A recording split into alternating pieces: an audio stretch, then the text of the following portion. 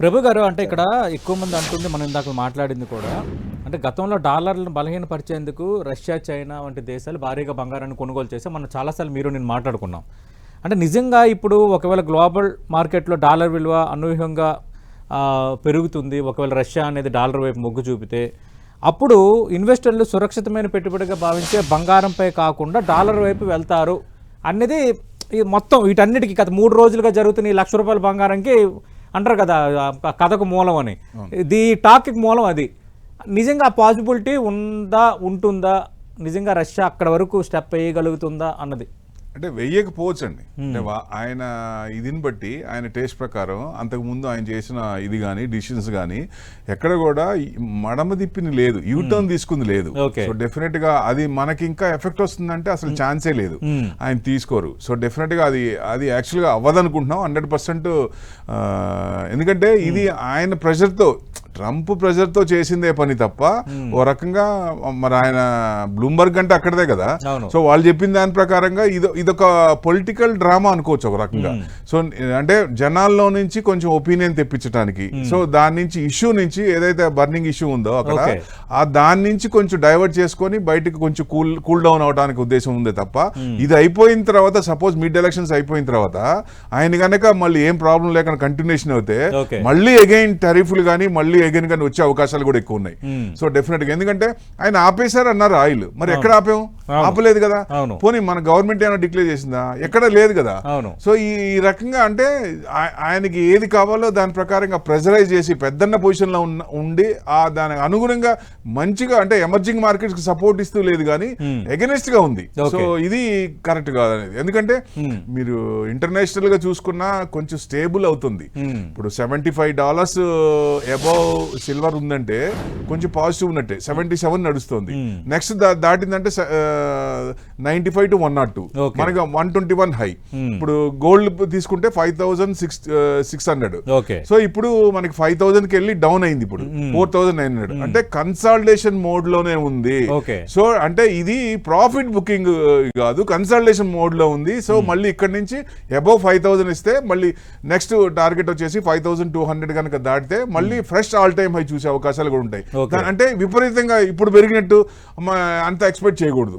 అంటే geo political tensions, ఇట్లాంటి pressurise issues ఏదన్నా ఉంటే అప్పుడు తొందరగా 5,600 కూడా దాటే అవకాశాలు ఉంటాయి. అవును, ఆ మధ్యనేమో ఇప్పుడు ఇరాన్ అమెరికా యుద్ధం అన్నారు, ఇప్పుడు జెనీవాలో ఇష్యూ నడుస్తుంది సెటిల్మెంట్ కి. అది ఇరాన్ కూడా ఉండకపోవచ్చు. అవును, యుక్రెయిన్ రష్యా వారు కూడా దాదాపు కొంచెం మళ్ళీ కొంత ఈసారి సానుకూలంగానే వైండ్ అప్ చేసుకుంటారని డిస్కషన్. అంటే వాళ్ళకి అనుకూలంగా ఉన్నప్పుడేమో ఇట్లా చెప్తారు, దానికి రివర్స్ ఉన్నప్పుడేమో అది ఫ్లేర్ అప్ అవుతుంది అన్నట్టు ఇది చేస్తారు. సో వారు ఎంతసేపు ఆపాలి? ఎక్కడ వారు ఎన్ని సంవత్సరాలు అయింది వారు యుక్రెయిన్ రష్యాది? అది ఏమైనా కంటిన్యూస్ ఆయనకు అవసరమైనప్పుడు గుర్తొచ్చినప్పుడు అటాక్ చేస్తున్నట్టు ఉంది అక్కడ. సో డెఫినెట్ గా అది నిజంగా వారి కింద తీసుకోకూడదు ఒక రకంగా. 3.5 ఏళ్ళు 4 ఏళ్ళు అంటే మరి తమాషా. సో అది ఏదైనా అది డైల్యూట్ అయిపోయినట్లెక్క, అది తొందరలోనే అది కూడా ఆగాలి. వార్స్ అనేది మన ప్రైమ్ మినిస్టర్ చెప్పినట్టు ఉండకూడదు, ఉంటే మంచిది కాదు. సో అప్పుడు మనకి ఈక్విటీ పెరిగినప్పుడు మీరు అన్నట్టు కొంచెం సిల్వర్ మెటల్ ఏదన్నా వస్తే అందుకే 5-10% తగ్గచ్చు అనేది ఉంది. సో విపరీతంగా తగ్గే ఛాన్స్ లేదు. ఈ ఇష్యూస్ ఏదన్నా ఫ్లేర్ అయిపోయి ఈక్విటీ మార్కెట్ ముందుకెళ్తుంటే అసెట్ క్లాస్ లో ఈక్విటీ సిల్వర్ మరీ తగ్గితే మీరు చెప్తుందని బట్టి ఇప్పుడు 2,47,500 ఉంది ఈ రోజు. అంటే 2,20,000 వరకు మాక్సిమం రావచ్చు. 220-225 అంతే, వస్తే గిస్తే అంతవరకు రావచ్చు. సో ఇక్కడ నుంచి ఎక్కడైనా సరే యూటర్న్ తీసుకునే అవకాశాలు ఉంటాయి. గోల్డ్ ఎక్కడ వరకు రావచ్చు సార్? ఇప్పుడు గోల్డ్ 110 to 120 అనుకున్నాం లీస్ట్. అది వాళ్ళు సెంట్రల్ బ్యాంక్స్ గనక అమ్మటం మొదలు పెడితే, చైనా గానీ మిగతా అదర్ కంట్రీస్ గానీ, అప్పుడు మీకు 1,00,000 కంటే తగ్గే 90 to 1 lakh వరకు రావచ్చు. ఇప్పుడు ఆ ఛాన్స్ లేదు, వాళ్ళు అమ్మరు. క్రైసిస్ అందరికి ఒకేసారి రాదు. సో దాని అనుగుణంగా అంత తగ్గే ఛాన్స్ లేదు. ఎవరైనా కొనుక్కుందాం అనుకుంటే ఇన్వెస్ట్మెంట్ పరంగా గోల్డ్ చూడొద్దు ఎట్టి పరిస్థితిలో. మీకు లాంగ్ టర్మ్ ఉంటే ఈటీఎఫ్లు పెట్టండి, గోల్డ్ బీస్ పెట్టండి. ఎందుకంటే లేటెస్ట్ ఉన్న అప్పుడు తీసుకొని రిడీమ్ చేయొచ్చు. ఇప్పుడు మీరు గోల్డ్ షాపుల్లో కూడా వాళ్ళని అడిగితే డెఫినెట్ గా ఫ్రెష్ బయింగ్ తగ్గింది.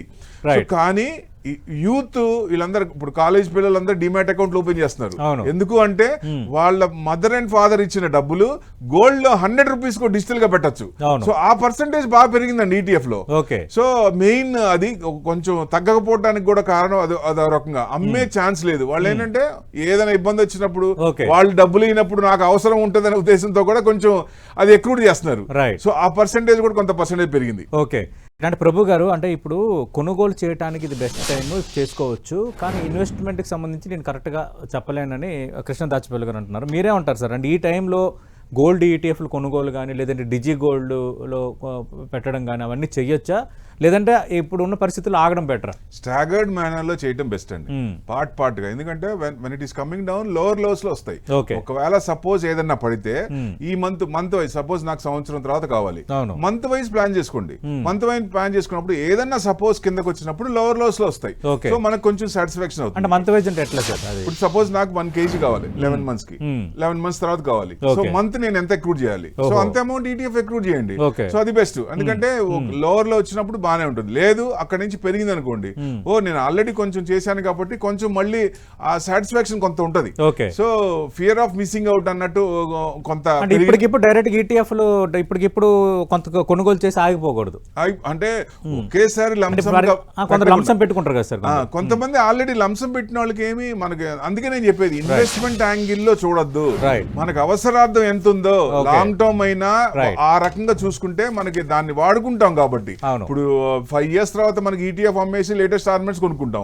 కొనుక్కున్నప్పుడు అది వాడతాం. అది మీరు బిస్కెట్ గానీ ఇట్లాంటి కాయిన్స్ గానీ కొన్ని లాకర్ లో పెడితే ఉపయోగం లేదు, నిరుపయోగం. దాని మీద రూపాయి లోన్ రాదు. సో అప్పుడు ఇబ్బంది పడాల్సిందే.